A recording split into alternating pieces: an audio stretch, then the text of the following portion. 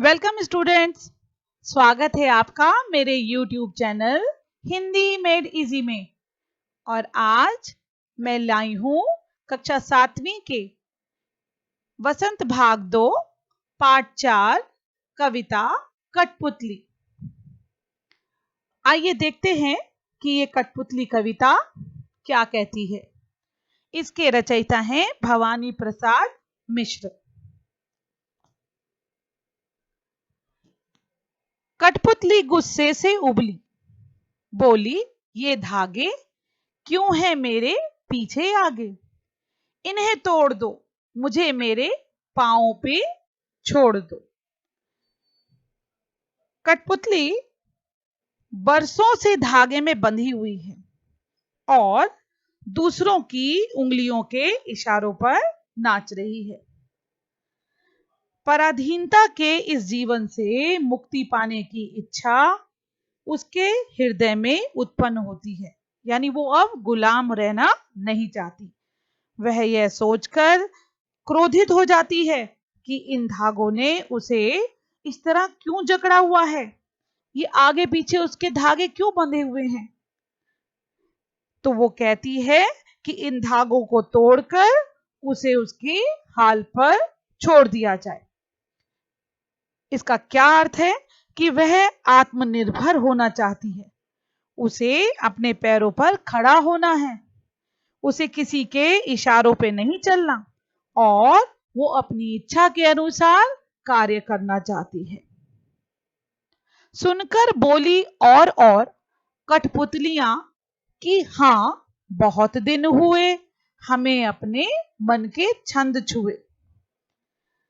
तो इन पंक्तियों में भवानी प्रसाद मिश्र जी कठपुतलियों की इच्छा का उल्लेख करते हुए कहते हैं कि पहली कठपुतली की बात सुनकर दूसरी कठपुतलियों के मन में भी आजाद होने की इच्छा जाग गई और वे भी हाँ में हाँ मिलाने लगती हैं और कहती हैं सचमुच अब बहुत हो चुका, हमने अपने मन की कोई इच्छा पूरी नहीं की, अपनी मनमर्जी से काम करने का हमें कभी अवसर ही नहीं मिला।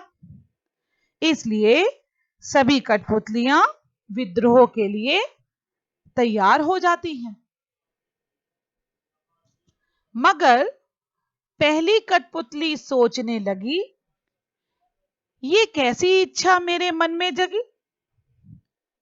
अब इन पंक्तियों में कवि भवानी प्रसाद मिश्र ने पहली कठपुतली की सोच के विषय में बताया। पहली कठपुतली की बात सुनकर जब सभी कठपुतलियां आजादी के लिए विद्रोह करने को तैयार हो जाती हैं, तो पहली कठपुतली सोच में पड़ जाती है कि अचानक इनके मन में ये कैसे आ गया। पहले उसने केवल अपनी आजादी के विषय में सोचा था, इसलिए उसे क्रोध आ गया था। परंतु अब जब उस पर सारी कठपुतलियों की आजादी की जिम्मेदारी आ गई, उसने देखा ये तो एक एक करके सब आजाद होना चाहती हैं, तो वह सोच सोचकर कदम उठाना जरूरी समझती है। आजाद हो जाना बहुत सरल है, परंतु आजादी को बनाए रख पाना बहुत कठिन। तो आपने देखा कि कठपुतली कविता में भवानी प्रसाद मिश्र ने क्या बताया कि हमें अपनी स्वतंत्रता के लिए सचेत रहना चाहिए। सचेत रहने को कहा है उन्होंने। कठपुतली जो दूसरों के इशारे पर नाचती है, एक दिन गुलामी से तंग आकर बोली, ये धागे मेरे शरीर के आगे और पीछे क्यों बांध रखे हैं, तुम इन्हें तोड़कर मुझे स्वतंत्र कर दो ताकि मैं अपने पैरों पर खुद चल सकूं।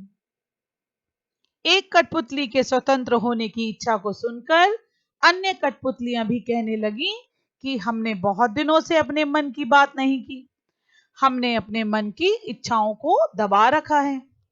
अन्य कठपुतलियों के स्वतंत्र होने की इच्छा देखकर पहली कठपुतली सोचने लगती है कि इस इच्छा का क्या परिणाम होगा, क्या वे अपनी स्वतंत्रता को संभाल पाएंगी, अपने पैरों पर खड़ी रह पाएंगी।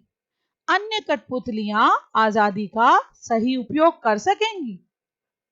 फलस्वरूप पहली कठपुतली सोच समझकर कोई कदम उठाना जरूरी समझ। तो कुल मिलाकर इस कविता के माध्यम से कवि क्या संदेश देना चाहते हैं? कविता के माध्यम से कवि ने स्वतंत्रता के महत्व को बताया है और साथ ही स्वतंत्रता के साथ आने वाली जिम्मेदारियों की तरफ भी सबका ध्यान आकर्षित किया है। आजाद होना तो सभी को अच्छा लगता है, लेकिन आजादी का सही उपयोग कम ही लोग कर पाते हैं। इतना ही नहीं, आजाद होने के बाद आत्मनिर्भर भी होना पड़ता है। आजादी हासिल करके अपनी जरूरतों के लिए दूसरों पर आश्रित नहीं रहा जा सकता। अतः आजाद होने के बाद स्वावलंबी होना भी जरूरी होता है। अपनी आजादी को बनाए रखने के लिए प्रयत्नशील रहना पड़ता है।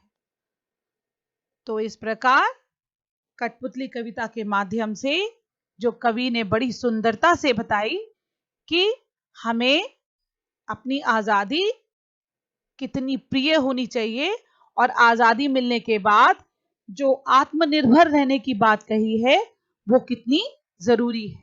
इसी के साथ मैं विराम